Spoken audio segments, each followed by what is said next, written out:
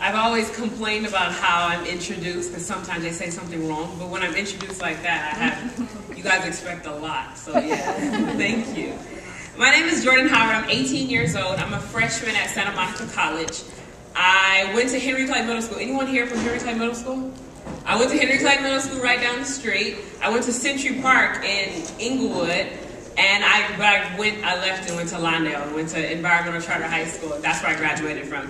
As an entering freshman at ECHS, I was very resistant to the green movement.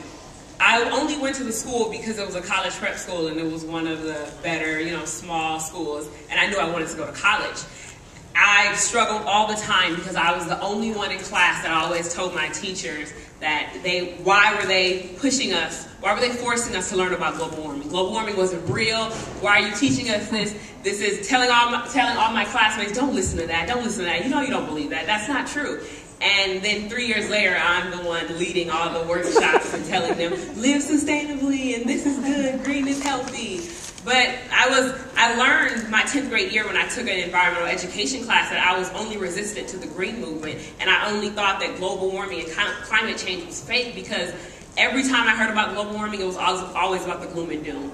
It was always about the negative effects. It was always about the polar bears and the ice caps melting and the loss of biodiversity that would happen and how we would have really hot weather and crazy weather. And it was never what I could do in my life to change that, what I could do to prevent global warming and what I could do to prevent climate change. So I was against it. I thought it was a crazy hippie movement that would happen in 20 years later.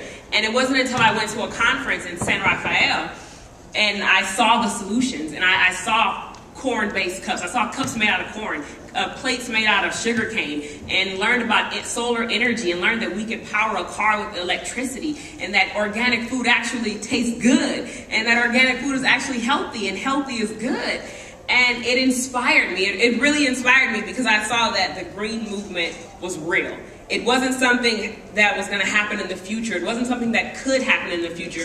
People are living green lifestyles all across the planet, and it's real. The green future is here. There are people that are powering their homes and their cars on solar energy, and that really inspired me to share with everyone I know. I felt in class learning about all of that, there was something inside of me that was just like, wow. This was me talking to myself. It's like, Jordan, that everyone is not getting this environmental education.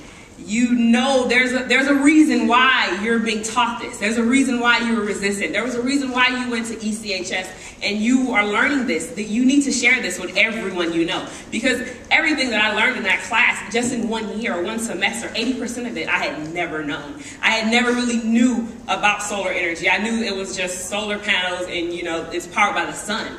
But I didn't know that you could charge the solar and that it could be night and you can still use the energy off of the sun. And I just didn't know. And that's what I learned. I learned that I'm always the one sitting at tables now and in advisory groups and everything. And I say, no, it's not that people don't care about climate change. They just don't know. And we need to educate them and educate them in the right way. Educate them with solutions and teach them things that they can do to change their lifestyle. So one of the first things that I did was I created a short film called A Day in the Life that taught kids, teenagers, parents how to live a sustainable lifestyle. And it was like 10 easy steps, like brushing your teeth with a cup instead of having the water running, buying organic food when you can, taking shorter showers, taking your shower to a song. The average song is like 4 to 5 minutes, and taking your shower to your favorite song. And so the film we taught the Earth Negative solution in the film. We said, okay, this is what you do. There's a boy taking a long shower. We stopped the film, rewinded it, and showed the right way to do it. And that started it. And I learned that, and then I created a Rise Above Plastics program, an initiative where I trained different students at my high school to give this presentation about plastics and how plastics are harmful for humans and also harmful for the environment. And we went around and gave that presentation to different schools around the city of LA and different businesses like Google and IKEA. And that's now, I passed on that because I left the high school, passed it on to Rudy Sanchez, who you'll meet later on. And now he passed it on because he's a senior and someone else is running it. at the school. And we're also planning a youth summit, an international youth summit, where we're bringing 100 youth from all over the world to learn about plastics. In a few weeks, actually, with Anna Cummins, who you'll meet later on also. And this all started from me being negative and to me learning something and feeling that power that I can teach people. I can't change the world, but I can inspire people to help me change the world.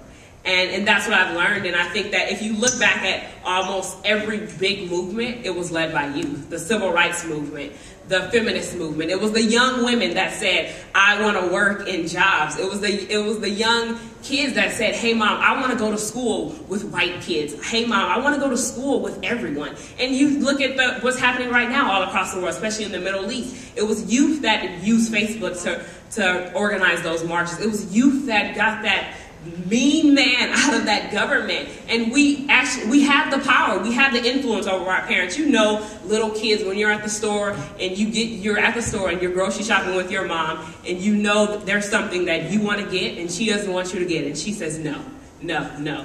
And you say, mom, please, and what does she do? She gets it, right? Right? She gets it. We have that influence, and we need to start using that influence in a right way.